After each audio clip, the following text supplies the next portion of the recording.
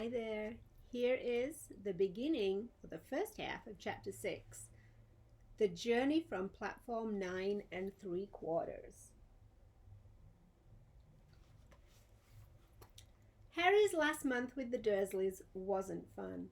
True, Dudley was now so scared of Harry he wouldn't stay in the same room, while Aunt Petunia and Uncle Vernon didn't shut Harry in his cupboard, force him to do anything, or shout at him. In fact, they didn't speak to him at all.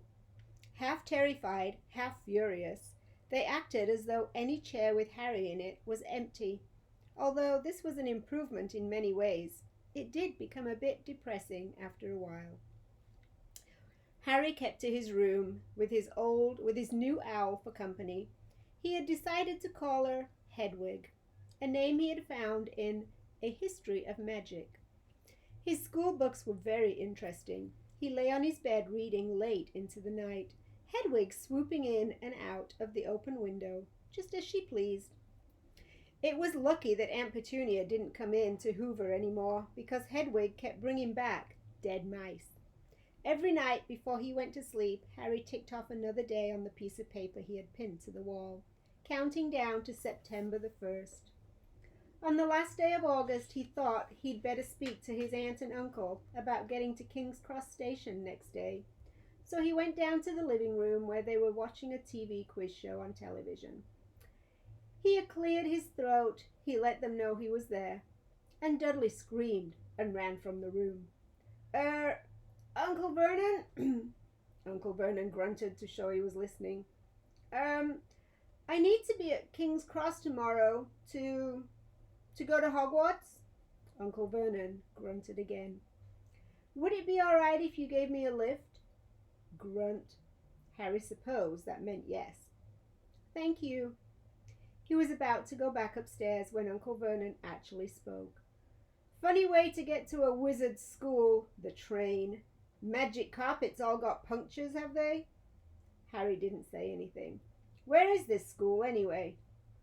I don't know, said Harry, realizing it for the first time. He pulled the ticket Hagrid had given him out of his pocket. I just take the train from platform 9 3/4 at 11 o'clock, he read. His aunt and uncle stared. Platform what? 9 3/4. Don't talk rubbish, said Uncle Vernon. There is no platform 9 3/4. It's on my ticket. Barking, said Uncle Vernon, howling mad. The lot of them. You'll see. You'll just wait. All right, we'll take you to King's Cross. We're going up to London tomorrow anyway, or I wouldn't bother. Why are you going to London? Harry asked, trying to keep things friendly. Taking Dudley to hospital, growled Uncle Vernon. Gotta have that ruddy tail removed before he goes to Smeltings. Harry woke at 5 o'clock the next morning and was too excited and nervous to go back to sleep. He got up, pulled on his jeans because he didn't want to walk in the station in his wizard's robes. He'd change on the train. He checked his Hogwarts list yet again to make sure he had everything he needed. Saw that Hedwig was shut safely in her cage, and then paced the room, waiting for the Dursleys to get up. 2 hours later, Harry's huge, heavy trunk had been loaded into the Dursleys' car. Aunt Petunia had talked Dudley into sitting next to Harry, and they had set off. They reached King's Cross at 10:30.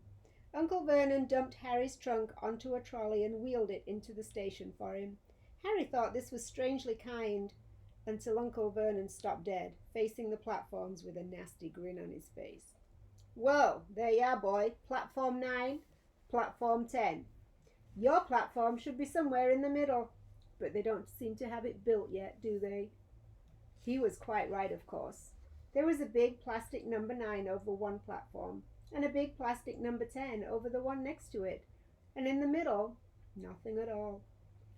Have a good term, said Uncle Vernon with an even nastier smile. He left without another word. Harry turned and saw the Dursleys drive away. All 3 of them were laughing. Harry's mouth went rather dry. What on earth was he going to do? He was starting to attract a lot of funny looks because of Hedwig. He'd have to ask somebody. He stopped a passing guard, but didn't dare mention platform 9 3/4. The guard had never heard of Hogwarts, and when Harry couldn't even tell him what part of the country it was in, he started to get annoyed, as though Harry was being stupid on purpose. Getting desperate, Harry asked for the train that left at 11 o'clock, but the guard said there wasn't one. In the end, the guard strode away, muttering about time wasters. Harry was now trying hard not to panic.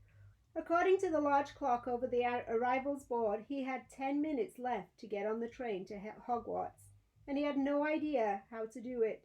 He was stranded in the middle of a station with a trunk he could hardly lift, a pocket full of wizard money, and a large owl.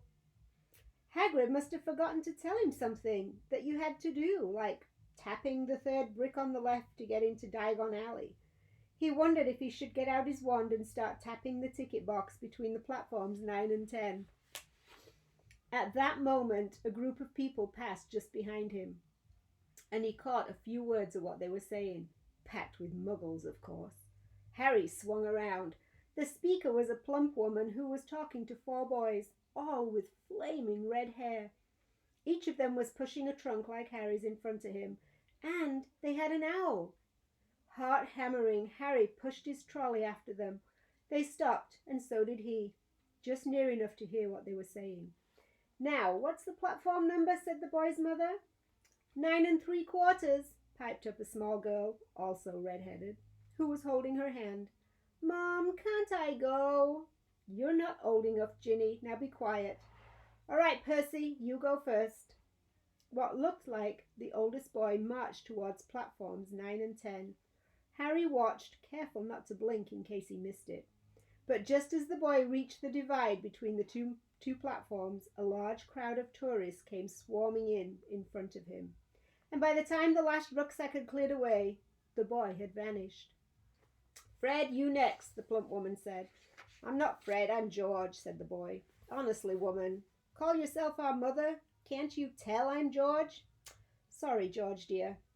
"Only joking, I'm Fred," said the boy, and off he went. His twin called after him to hurry up, and he must have done, because a second later he had gone. But how had he done it? Now the third brother was walking briskly towards the ticket barrier. He was almost there. Then suddenly, quite suddenly, he wasn't anywhere. There was nothing else for it. "Excuse me," Harry said to the plump woman. "Hello, dear," she said. "First time at Hogwarts?" "Ron's new too." She pointed to the last and youngest of her sons. He was tall, thin, and gangling, with freckles, big hands and feet, and a long nose. "Yes," said Harry. The thing is, I don't know how to get onto the platform," she said kindly, and Harry nodded.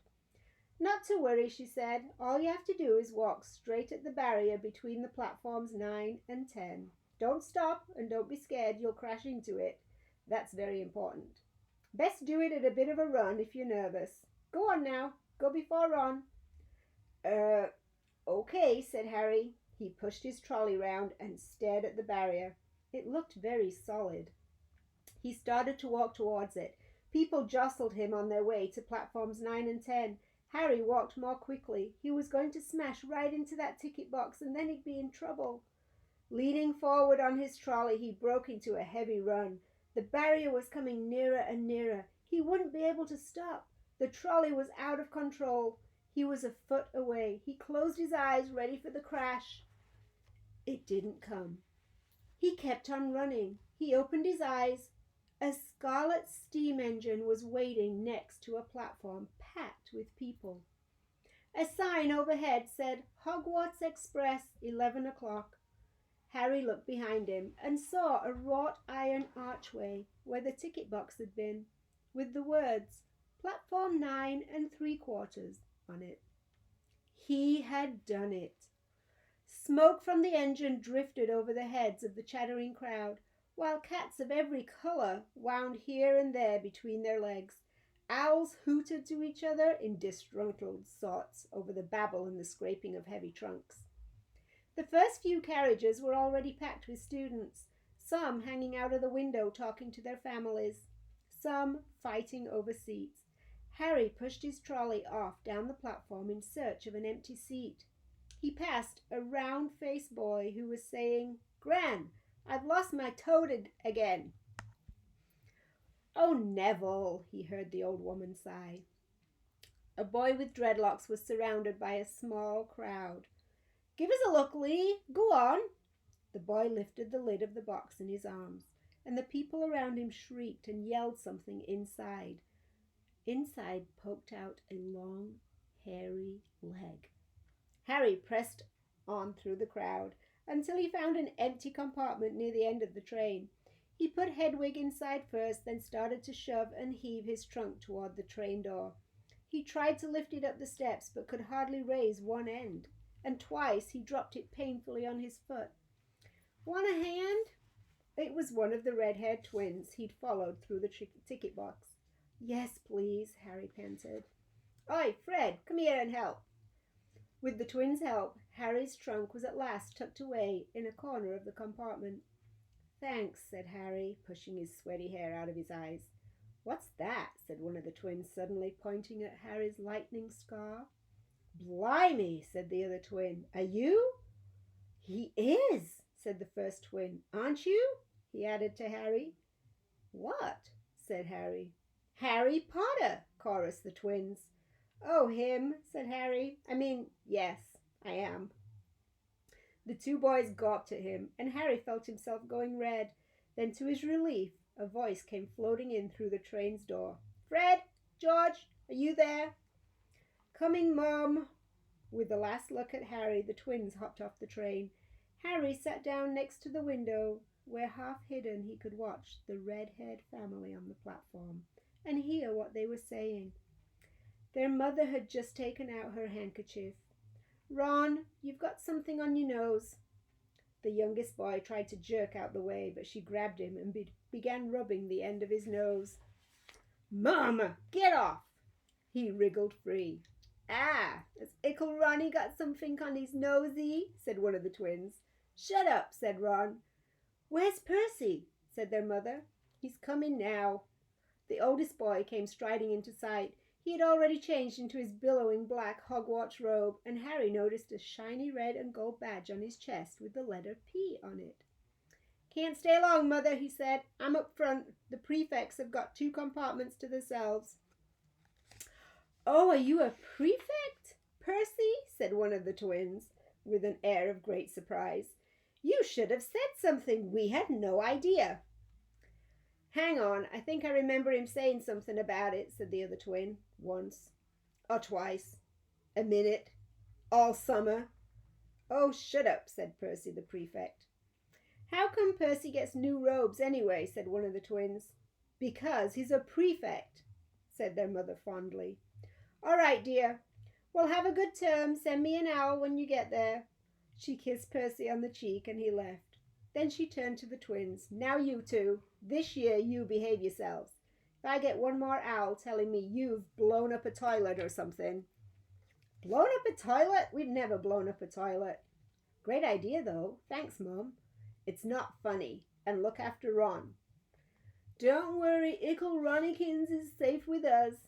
"Shut up," said Ron again. He was almost as tall as the twins already, and his nose was still pink where his mother had rubbed it. "Hey, Mum, guess what? Guess who we just met on the train?" Harry leant back quickly so they couldn't see him looking. "You know that black-haired boy who was near us in the station? Know who he is?" "Who?" "Harry Potter." Harry heard the little girl's voice. "Oh, Mom, can I go on the train and see him? Mom, oh, please." "You've already seen him, Ginny, and the poor boy isn't something you goggle at in a zoo." "Is he really, Fred? How do you know?" "Asked him. Saw his scar. It's really there, like lightning." "Poor dear. No wonder he was alone. I wondered. He was ever so polite when he asked how to get onto the platform." "Never mind that. Do you think he remembers what you-know-who looks like?" Their mother suddenly became very stern. "I forbid you to ask him, Fred. No, don't you dare." As though he needs reminding of that on his first day of school. "All right, keep your air on." A whistle sounded. "Hurry up," their mother said, and the 3 boys clambered onto the train. They leant out of the window for her to kiss them goodbye, and their younger sister began to cry. Don't, Ginny, we'll send you loads of owls. We'll send you a Hogwarts toilet seat. George. Only joking, Mum. The train began to move. Harry saw the boy's mother waving and their sister half laughing, half crying, running to keep up with the train until it gathered too much speed and then she fell back and waved. Harry watched the girl and her mother disappear as the train rounded the corner. Houses flashed past the window. Harry felt a great leap of excitement. He didn't know what he was going to, but it had to be better than what he was leaving behind. The door of the compartment slid open and the youngest redhead boy came in. Anyone sitting there? He said, pointing at the seat opposite Harry. Everywhere else is full. Harry shook his head and the boy sat down. He glanced at Harry, then looked quickly out the window, pretending he hadn't looked. Harry saw he still had a black mark on his nose. Hey, Ron. The twins were back. Listen, we're going down the middle of the train. Lee Gordon's got a giant tarantula down there. Right, mumbled Ron. Harry, said the other twin, did we introduce ourselves? Fred and George Weasley, and this is Ron, our brother. See you later, then. Bye, said Harry and Ron. The twins slid the compartment door shut behind them. Are you really Harry Potter? Ron blurted out. Harry nodded. Oh, well, I thought it might be one of Fred and George's jokes, said Ron. Have you really got, He pointed at Harry's forehead. Harry pulled back his fringe to show the lightning scar. Ron stared. So that's where you-know-who. Yes, said Harry, but I can't remember it. Nothing, said Ron eagerly. Well, I remember a lot of green light, but nothing else. Wow, said Ron. He sat and stared at Harry for a few moments. Then, as though he had suddenly realized what he was doing, he looked quickly out the window again. Are all your family wizards? Asked Harry, who found Ron just as interesting as Ron found him. Yeah, I think so, said Ron. I think Mum's got a second cousin who's an accountant, but we never talk about him. So you must know loads of magic already. The Weasleys were clearly one of those old wizarding families the pale boy in Diagon Alley had talked about. I heard you went to live with Muggles, said Ron. What are they like? Horrible. Well, not all of them. My aunt and uncle and cousin are. I wish I'd had 3 wizard brothers. 5, said Ron. For some reason he was looking gloomy. I'm the 6th in our family to go to Hogwarts. You could say that I've got a lot to live up to. Bill and Charlie have already left. Bill was head boy and Charlie was captain of Quidditch. Now Percy's a prefect. Fred and George mess around a lot, but they still get really good marks, and everyone thinks they're really funny. Everyone expects me to do as well as the others, but if I do, it's no big deal because they did it first. You never get anything new, either with 5 brothers. I've got Bill's old robes, Charlie's old wand, and Percy's old rat. Ron reached inside his jacket and pulled out a fat grey rat which was asleep. His name's Scabbers and is useless. He hardly ever wakes up. Percy got an owl from my dad for being made a prefect, but they couldn't I got Scabbers instead. Ron's ears went pink. He seemed to think he'd said too much because he went back to staring out the window. Harry didn't think there was anything wrong with not being able to afford an owl. After all, he'd never had any money in his life until a month ago. And he told Ron so, all about having to wear Dudley's old clothes and never getting proper birthday presents. This seemed to cheer Ron up. And until Hagrid told me, I didn't know anything about being a wizard, or my parents, or Voldemort.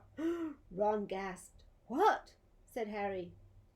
You said you-know-who's name, said Ron, sounding both shocked and impressed. I'd have thought you of all people.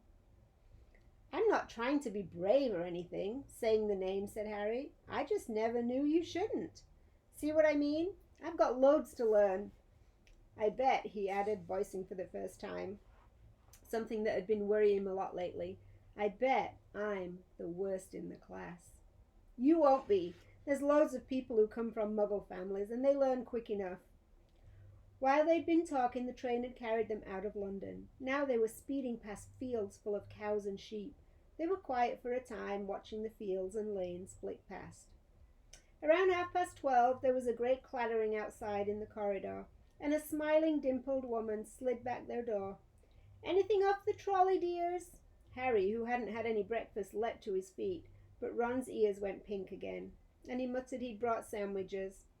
Harry went out into the corridor. He had never had any money for sweets with the Dursleys, and now he had pockets rattling with gold and silver. He was ready to buy as many Mars bars as he could carry. But the woman didn't have any Mars bars. What she did have were Bertie Bott's every flavor beans, Drooble's best blowing gum, chocolate frogs, pumpkin pasties, cauldron cakes, licorice wands, and a number of other strange things that Harry had never seen in his life. Not wanting to miss anything, he got some of everything and paid the woman 11 silver sickles and 7 bronze nuts. Ron stared as Harry brought it all back into the compartment and tipped it onto an empty seat. "Hungry, are you?" "Starving," said Harry, taking a large bite out of a pumpkin pasty. Ron had taken out a lumpy package and unwrapped it. There were 4 sandwiches in there. He pulled one of them apart and said, "She always forgets I don't like corned beef." "Swap you for one of these," said Harry, holding up a pasty. "Go on." "You don't want this, it's all dry," said Ron. "She hasn't got much time," he added quickly, "you know, with 5 of us." "Go on, have a pasty," said Harry, who had never had anything to share before, or indeed anyone to share it with. It was a nice feeling, sitting there with Ron, eating their way through all of Harry's pasties and cakes. The sandwiches lay forgotten. "What are these?" Harry asked Ron, holding up a packet of chocolate frogs. "They're not really frogs, are they?" He started to feel that nothing would surprise him. "No," said Ron, "but see what the card is? I'm missing Agrippa." "What?" "Oh, of course you wouldn't know. Chocolate frogs have cards inside them, you know, to collect. Famous witches and wizards. I've got about 500, but I haven't got Agrippa or Ptolemy." Harry unwrapped his chocolate frog and picked up a card. It showed a man's face. He wore half-moon glasses and a long crooked nose and flowing silver hair, beard and mustache. Underneath the picture was the name Albus Dumbledore. "So this is Dumbledore?" said Harry. "Don't tell me you've never heard of Dumbledore," said Ron. "Can I have a frog? I might get Agrippa." "Thanks." Harry turned over his card and read, "Albus Dumbledore, currently headmaster of Hogwarts, considered by many the greatest wizard of modern times. Professor Dumbledore is particularly famous for his defeat of the dark wizard Grindelwald in 1945, for the discovery of the 12 uses of dragon's blood, and his work on alchemy with his partner Nicholas Flamel. Professor Dumbledore enjoys chamber music and 10-pin bowling." Okay, there's the first half of Chapter 6. Thank you, guys.